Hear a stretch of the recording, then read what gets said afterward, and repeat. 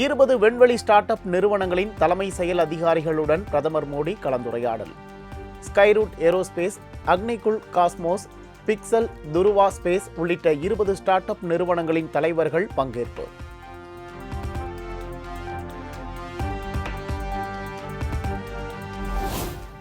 விண்வெளி தொழில்நுட்பத்தை ராக்கெட்டுகள், செயற்கைக்கோள்களுடன் சுருக்கக்கூடாது. விண்வெளித்துறையின் 20 start up நிறுவனங்களின் தலைமை செயல் அதிகாரிகளுடன் பிரதமர் மோடி பேச்சு.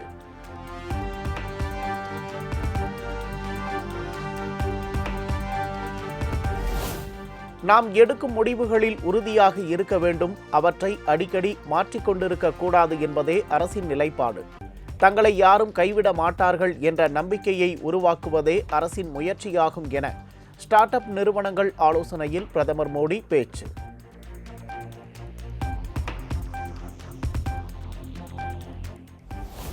ஆபரேஷன் சிந்தூர் மூலம் இந்தியா மட்டுமல்ல, ஒட்டுமொத்த உலகமும் உள்நாட்டு தயாரிப்பு ஆயுதங்களின் மதிப்பை உணர்ந்து கொண்டது. கொல்கத்தாவில் நடந்த விழாவில் பாதுகாப்புத்துறை அமைச்சர் ராஜ்நாத் சிங் பேச்சு.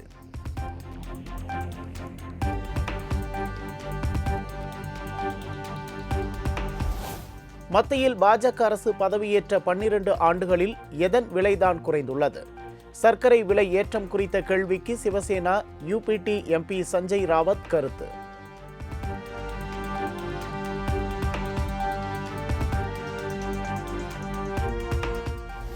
அடுத்த வாரத்தில் தங்கம் மற்றும் வெள்ளியின் விலை குறைவதற்கு வாய்ப்புள்ளதாக ஆய்வாளர்கள் கணிப்பு. உலகளாவிய பொருளாதார சூழல் மற்றும் பணவீக்க தரவுகளை பொறுத்தே சந்தையின் முழுமையான இயக்கம் அமையும் எனவும் தகவல்.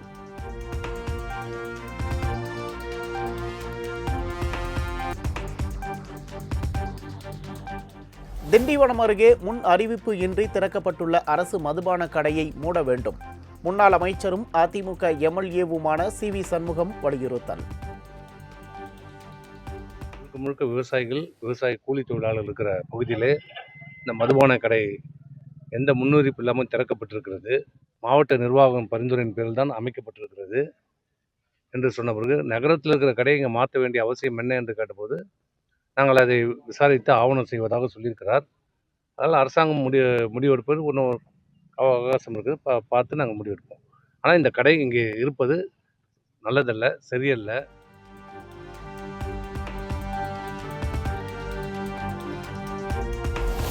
நாளைய சட்டப்பேரவை கூட்டத்தொடரில் எதிர்க்கட்சிகள் கேள்விக்கு முதலமைச்சர் பதிலளிப்பார். மீன்வளத்துறை அமைச்சர் ஸ்ரீநாத் பேட்டி.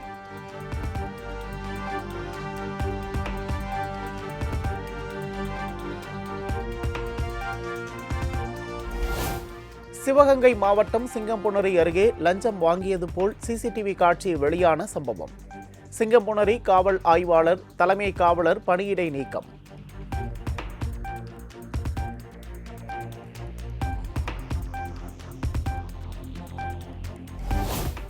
நல்லது செய்ய வேண்டும் என்றால் எங்கிருந்து வேண்டுமானாலும் செய்யலாம், எப்படி வேண்டுமானாலும் செய்யலாம். அரசியலுக்கு வந்து செய்யலாம், வராமலும் செய்யலாம் என நடிகர் ரவி மோகன் பரபரப்பு பேட்டி. நல்லது செய்யணும், அது எங்கேருந்து வேணால் செய்யலாம், எப்படி வேணால் செய்யலாம், வந்து செய்யலாம், வராமல் செய்யலாம். அண்ட் அதுக்கு இன்ட்ரெஸ்ட் இருக்கிறவங்க வந்துட்டு இருக்காங்க. அண்ட் கண்டிப்பாக அந்த இன்ட்ரெஸ்ட் வந்துச்சுன்னா கண்டிப்பாக வர்றதுல தப்பே கிடையாது. அது யார் வேணால் வரலாம். அண்ட் நல்லது செய்யறது எங்கேருந்து வேணால் செய்யலாம்.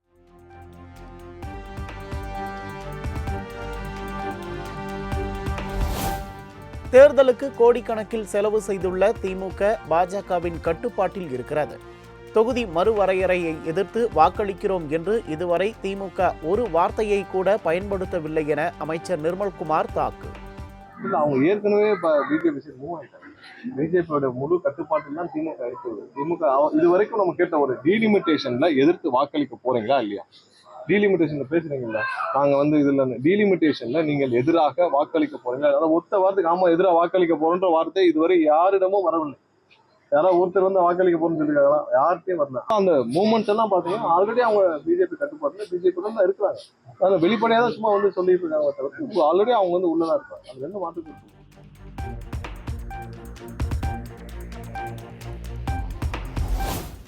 எதிர்க்கட்சியினருக்கு ஊழல், கட்சி நிதி என்று கூறினாலே கோபம் வருகிறது. சட்டப்பேரவையில் எதிர்க்கட்சியினர் தேவையில்லாத வார்த்தையை பேசும்போதுதான் பதில் சொல்ல வேண்டியுள்ளது என அமைச்சர் நிர்மல்குமார் பேட்டி. வார்த்தைகளை அவர்கள் பேசும்பொழுதுதான் இப்போ அதுக்கான பதிலை வந்து நம்ம சொல்ல வேண்டிய கட்டாயம் இருக்கும். ஏன்னா ஏதாவது ஒரு விஷயங்கள்ல அவங்க வந்து தேவையில்லாத விஷயங்கள், தேவையில்லாத வார்த்தைகளை உள்ளே பேசும்பொழுது அதற்கான பதிலை கொடுக்கும். அவங்களுக்கு வந்து நாங்கள் ஊழல்னு சொன்னா கோவம் வருது. இதெல்லாம் பார்ட்டி ஃபண்டுன்ற பேர்ல கொள்ளையடிக்கப்பட்ட பணங்கள். ஸோ அதையெல்லாம் பார்ட்டி ஃபண்டுன்னு சொன்னா கோவம் வருது. அப்போ அது கோவம் வந்தால் அதுக்கான விளக்கத்தை கொடுக்க வேண்டிய கட்டாயம் இருக்கு. ஸோ அதை கொடுத்தால் திரும்ப வந்து அது பதிலடி எங்க.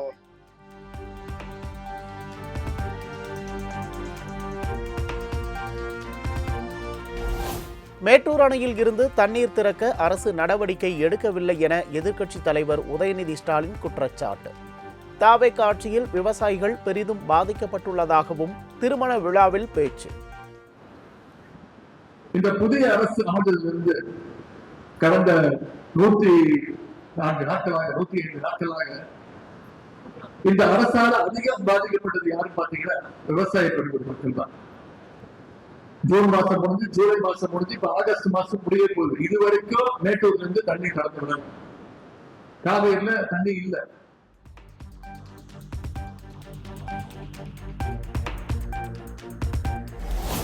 தஞ்சாவூர்ல பேசும்போது ரொம்ப ஜாக்கிரதையா பேசணும். நாம பேசுனா கூட பரவாயில்ல, கீழே இருந்து பேசி நம்மளை மாட்டி விட்டுருவாங்க. தஞ்சாவூரில் நடந்த சம்பவத்தால் தான் கைது செய்யப்பட்டது குறித்து திருமண விழாவில் நினைவு கூர்ந்த உதயநிதி ஸ்டாலின். தஞ்சாவூர் மாவட்டத்துல, தமிழ்நாட்டுல எங்க பேசினாலும் தஞ்சாவூர் மாவட்டத்துல பேசும்போது ரொம்ப ஜாக்கிரதையா பேசணும். நாம பேசுறதுனாலும் பரவாயில்ல, கீழே இருந்து பேசி நம்மளை மாட்டி விட்டுருவாங்க. இன்னைக்கு அந்த மாதிரி நான் ஜோய் சந்திரசேகரன் என்னை மாட்டி விட்டுருக்கிறேன் சில வார்த்தைகள் எல்லாம் கூறி.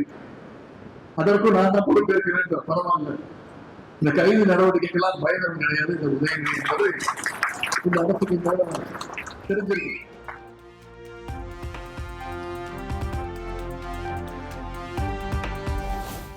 தாவேகா ஆட்சியில் குற்றங்கள் பெருகி சட்டம் ஒழுங்கு சீரழிந்து விட்டதாக திமுக எம்பி கனிமொழி குற்றச்சாட்டு. குற்றச் செயல்களில் ஈடுபட்டவர்களில் பெரும்பாலானோர் தாவேகாவினர் என்பதால் எந்த நடவடிக்கையும் எடுக்கப்படவில்லை எனவும் காட்டம். தொடர்ந்து குற்றங்கள் பெருகி கொண்டே வருகிறது. பெண்களுக்கு, குழந்தைகளுக்கு எதிரான குற்றங்கள், ஆணவ கொலைகள், காவல்துறை கைதுக்கு பிறகு ஏற்படக்கூடிய மரணங்கள் என்று சட்டம் ஒழுங்கு சீர்கெட்டிருக்கக்கூடிய ஒரு சூழலை நாம் பார்த்து கொண்டிருக்கிறோம். அங்கே இருக்கக்கூடிய நிர்வாகிகள் மீது குற்றம் சுமத்தப்படும் பொழுது, அவர்களை நோக்கி விரல்கள் சுட்டப்படும் பொழுது எந்த நடவடிக்கையும் எடுக்கப்படுவது இல்லை என்பதை நாம் பார்த்திருக்கிறோம். அதனால சட்டம் ஒழுங்கு மிகப்பெரிய ஒரு கேள்விக்குறியாக இந்த ஆட்சியிலே மாறியது.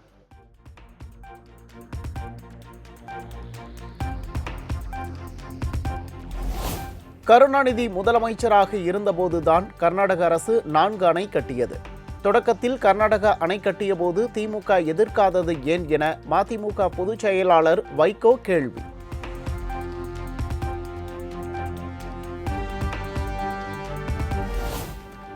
துறைமுகத்தில் பல குப்பைகள் இருந்தது. அந்த குப்பைகளை எல்லாம் தூய்மைப்படுத்தி விட்டோம். இன்னொரு குப்பையும் இருக்கிறது. அதையும் நாம் அடுத்த சட்டமன்ற தேர்தலில் அகற்றுவோம். சென்னை துறைமுகம் சட்டமன்ற உறுப்பினர் சேகர் பாபுவை சாடி தமிழ்நாடு பாடநூல் கழக தலைவர் லயோலா மணி பேச்சு. துறைமுகத்திலையும் குப்பை இருந்தது. அந்த குப்பையை நாம் தூய்மைப்படுத்தி விட்டோம். இன்னொரு குப்பையும் இருக்கு. அது கமாண்டர் விஜயகுமார் அவர்களுக்கு தெரியும். அடுத்த சட்டமன்ற தேர்தலில் அதையும் நாம் சுத்தப்படுத்தி விடுவோம் என்று கூறி நிறைவு செய்கிறேன்.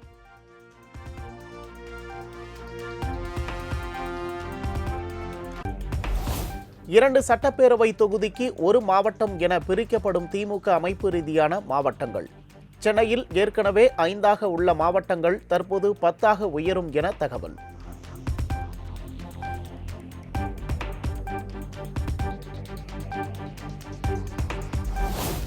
மூன்று முறை பதவி வகித்ததால் மாவட்ட செயலாளர் பதவியை இழக்கும் 4 திமுக மூத்த தலைவர்கள்.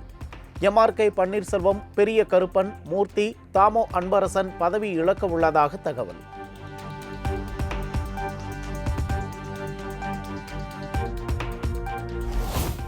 தேனி மாவட்டத்தில் உள்ள மேகமலை புலிகள் காப்பக வனப்பகுதியை ஆக்கிரமித்துள்ள அரசு அதிகாரிகள்.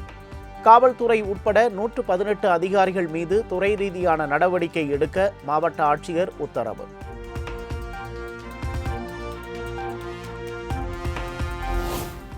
தமிழக கடலோர பகுதிகளில் கீழ்மட்ட வளிமண்டலத்தில் பலவீனமான காற்றழுத்த தாழ்வு பாதை நிலவுகிறது என வானிலை ஆய்வு மையம் தகவல். மேற்கு தொடர்ச்சி மலை மாவட்டங்கள், செங்கல்பட்டு, சென்னை, திருவள்ளூர் உள்ளிட்ட வட மாவட்டங்களில் பலத்த காற்றுடன் மழை பெய்யக்கூடும் என கணிப்பு.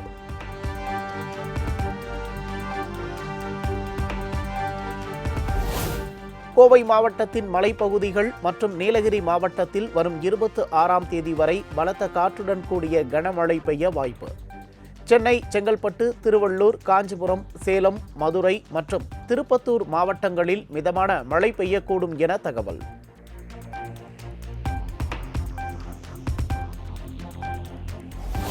டெல்டா மாவட்டங்களில் மழையால் ஏற்பட்டுள்ள நெற்பயிர்களுக்கு உரிய இழப்பீடு வழங்க அதிமுக பொதுச் செயலாளர் எடப்பாடி கே பழனிசாமி வலியுறுத்தல். விவசாயிகளின் கண்ணீரை துடைப்பது தாவேகா கூட்டணி அரசின் கடமை என்றும் அறிவுறுத்தல்.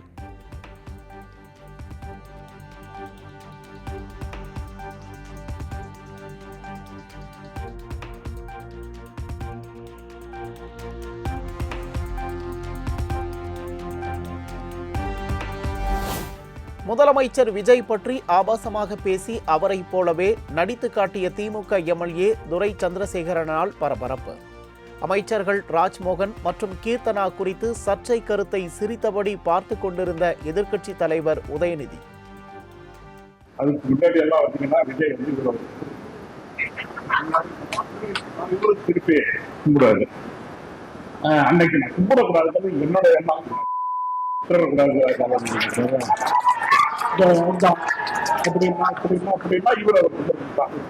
அதான் கலைஞர் கீர்த்தனான்னு ஒரு மத்தியில் கொடுக்கிற மாதிரி பெரிய படம் இருக்கு. நீ செஞ்ச சத்தியம்லாம் நாங்கள் கட்டுப்புனா கடுப்பு வழி இல்லையா, நம்ம செஞ்சதான் அவன் சொல்றான். நாங்க தான் ஏதோ 100 நாள்ல எல்லடிச்சு வைப்பேன். நான் ராஜ்மோகன் வைப்பேன். ஐயோ சாமி, நம்மளால தாங்க முடியல. அவ்வளோ டைலாக் கொடுக்கலாம் பார்த்து எல்லாத்தையும் அனைத்தையும் தமிழ்ல பேசிட்டு ஒரு வித்தியாசமான சட்டமன்றம்.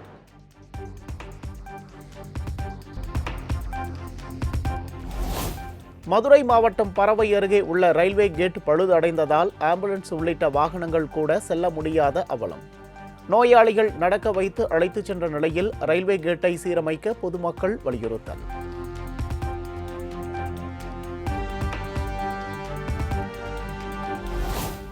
தேனி மாவட்டம் ஆண்டிப்பட்டியில் வாழை இலையின் விலை ஜெட் வேகத்தில் ஏறியதால் அதிர்ச்சி. 500 ரூபாயாக இருந்த ஒரு கட்டு வாழை இலை 5500க்கு விற்பனை செய்யப்பட்டதால் அதிர்ச்சி.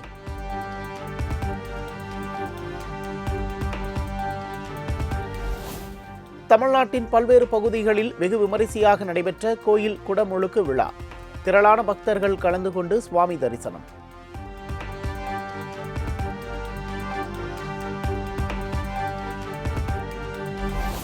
தமிழ்நாடு முழுவதும் பல்வேறு முருகன் கோயிலுக்கு படையெடுத்த பக்தர்கள். ஆவணி முதல் சுபமுகூர்த்த தினத்தை முன்னிட்டு திருமணம் செய்ய படையெடுத்த மணமக்கள்.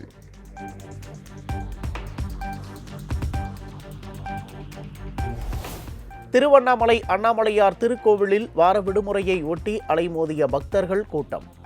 2 மணி நேரத்திற்கு மேலாக காத்திருந்து பக்தி முழக்கம் எழுப்பி திரளானோர் சுவாமி தரிசனம்.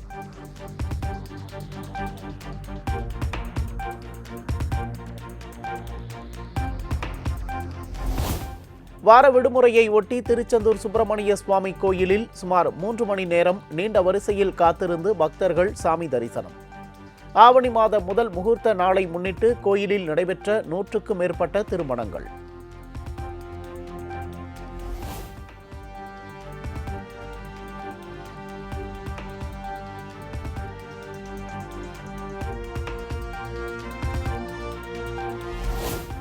நாட்டுப்புற கலைஞர் திருநங்கை சஞ்சனாவை காதலித்து திருமணம் செய்து கொண்ட கோயில் அர்ச்சகர் நாகராஜன். இரு வீட்டார் சம்மதத்துடன் கோயிலில் திருமணம் செய்து கொண்ட நிகழ்ச்சி சம்பவம்.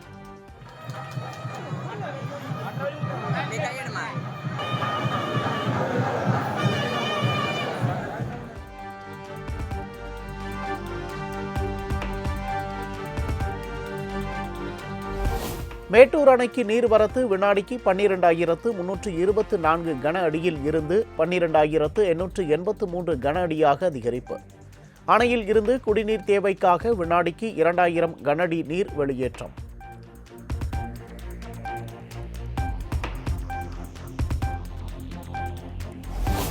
தருமபுரி மாவட்டம் ஒகேனக்கல் காவிரி ஆற்றில் நீர்வரத்து 13,000 கன அடியாக அதிகரிப்பு.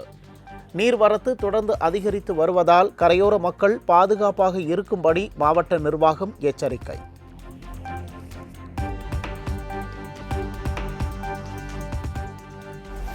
ஆஸ்திரேலியா வங்கதேச அணிகளுக்கு இடையேயான 2வது டெஸ்ட் போட்டி 1½ நாளில் முடிந்தது. 51 ரன்கள் வித்தியாசத்தில் வங்கதேச அணியை வீழ்த்தி ஆஸ்திரேலியா அபார வெற்றி.